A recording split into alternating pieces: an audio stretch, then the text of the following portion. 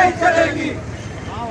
इस वक्त हम मौजूद है विधायक कार्यालय में और हमारे साथ मौजूद है विक्रांत भूरिया जो कि यूथ कांग्रेस के प्रदेश अध्यक्ष हैं।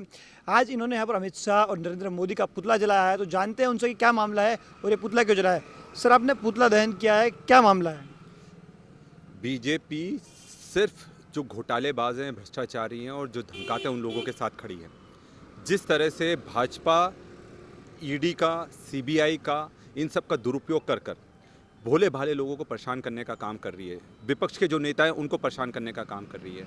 आज सोनिया गांधी जी को ईडी ऑफिस बुलाया गया नेशनल हेराल्ड के केस में, जबकि उसमें किसी भी तरह के कोई उन पर आरोप या कुछ किसी तरह का कुछ हस्तक्षेप उन पर आक्षेप नहीं लगा है। और आज राहुल जी को भी गिरफ्तार कर लिया।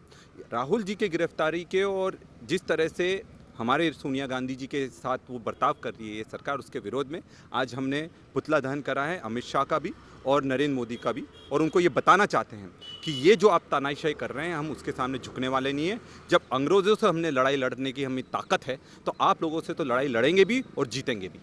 सर, एक वीडियो फुटेज अभी कुछ देर पहले आया है जिसमें जो यूथ कांग्रेस के राष्ट्रीय अध्यक्ष है श्रीनिवासन जी, उनके बाल पकड़कर जो है गाड़ी से खींचा जा रहा है, मारपीट जैसा वीडियो है पूरा, उस पर क्या कहेंगे? ये बहुत ही दुखद है और इससे पूरे मध्य प्रदेश नहीं पूरे देश का युवा ज़बरदस्त आक्रोशित है। आप देख सकते हैं कि एक संगठन का प्रमुख पूरे देश के प्रमुख के साथ अगर ये बर्ताव कर रहे हैं तो आम जनता के साथ क्या बर्ताव कर रहे होंगे। पर हम यही बताना चाहते हैं, जितने ज़्यादा अत्याचार आप करोगे, जितने ज़्यादा आप तानाशाही करोगे, उतनी ताकत से युवाओं की आवाज़ और बुलंद करेंगे। और ये लड़ाई अभी शुरुआत हुई है, आप देखिए आगे इसको किस तरह हम जान तक ले जाएंगे। सर, इससे इतर एक प्रश्न चाहूँगा कि जो मध्य प्रदेश कहे या देश में राष्ट्रपति इस बार उम्मीदवार बनाया गया है, लेकिन जो मध्य प्रदेश में आप देखें तो चाहे गुना की घटना हो या जो अलग अलग घटनाएं हो रही, तो आदिवासियों पर लगातार अत्याचार बढ़ रहा है। एक तरफ हितैषी बनने का प्रयास कर रहे हैं, लेकिन जो हकीकत है वो सबके सामने, इस पर क्या कहेंगे? आज ही जो हमारी परम आदरणीय परम सम्मानीय मुर्मू जी हैं, राष्ट्रपति जी हैं, उनको आज मैंने एक पत्र के माध्यम से अवगत करवाया है कि किस तरह से जो गुना का हत्याकांड हुआ है, जिसमें एक महिला को जला दिया जाता है, आदिवासी महिलाओं को जला दिया जाता है, पर आज तक दोषियों के खिलाफ कोई भी कठोर कार्रवाई नहीं करी गई।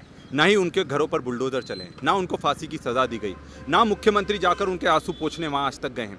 सिवनी में भी ये हुआ था, बीजेपी के लोग लिप पाए गए थे। तो ये सबसे बड़ी है कि अगर आपको आदिवासी समाज से प्रतिनिधि मिला, इस चीज़ का हम स्वागत करते हैं, पर आप चुपचाप मत बैठिए। जिस तरह से पहले रामनाथ कोविंद जी अपने अनुसूचित जाति समाज से आते थे, पर सबसे ज़्यादा अत्याचार SC ST पर उसी समय हुए हैं। ये वाला कार्यकाल इस तरह का ना जाए, आप जागिए और जो आपकी सरकार सो रही है उसके खिलाफ कार्रवाई करने की आप हिम्मत जुटाइए, नहीं तो आपका नाम भी इतिहास में जिस तरह से अपने समाज का साथ ना खड़े होने वाले लोगों में शामिल ना हो। हम ये चाहते हैं कि अगर आदिवासी समाज से आपको प्रतिनिधि मिला है तो कम से कम समाज और आम जनता के साथ खड़े होने का साहस जुटाइए।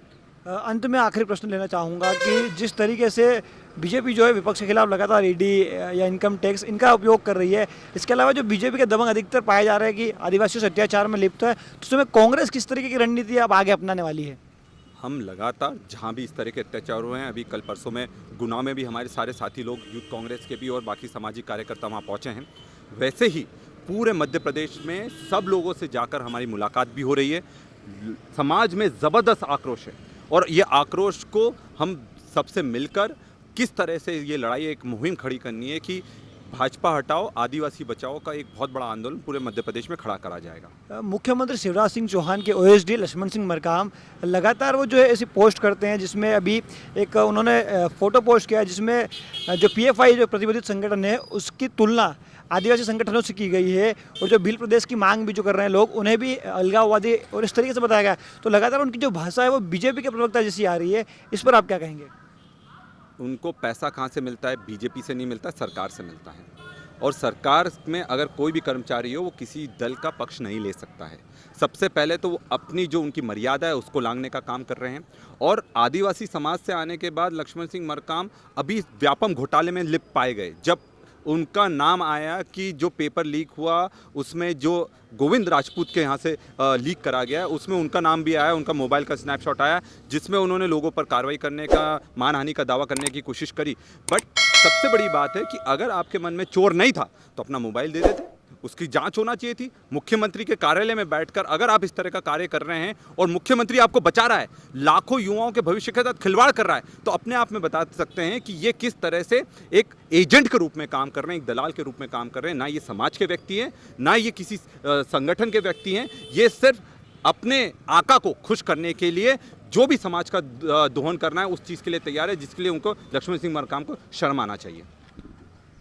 तो आपने सुना यूथ कांग्रेस अध्यक्ष विक्रांत भूरिया को। इनका कहना है कि जो बीजेपी है वो बदले की राजनीति है, षड्यंत्रपूर्ण राजनीति कर रही है। ऐसे में जो कांग्रेस है वो पूरे दम के साथ में खड़ी है और पहले भी ऐसे मामलों में कांग्रेस ने पूरे दम के साथ लड़ाई की और आगे भी कांग्रेस इसी तरीके से, चाहे यूथ कांग्रेस हो या मेन कांग्रेस हो, वो लड़ती रहेगी और बीजेपी के सामने नहीं टिकेगी। साथ ही उन्होंने लक्ष्मण सिंह मनकाप पर भी निशाना साधा है और कहा है कि उन्हें अपने पद की गरिमा का ध्यान रखना चाहिए। फिलहाल के लिए इतना ही, बाकी खबरों के लिए आप हमारे साथ बने रहें।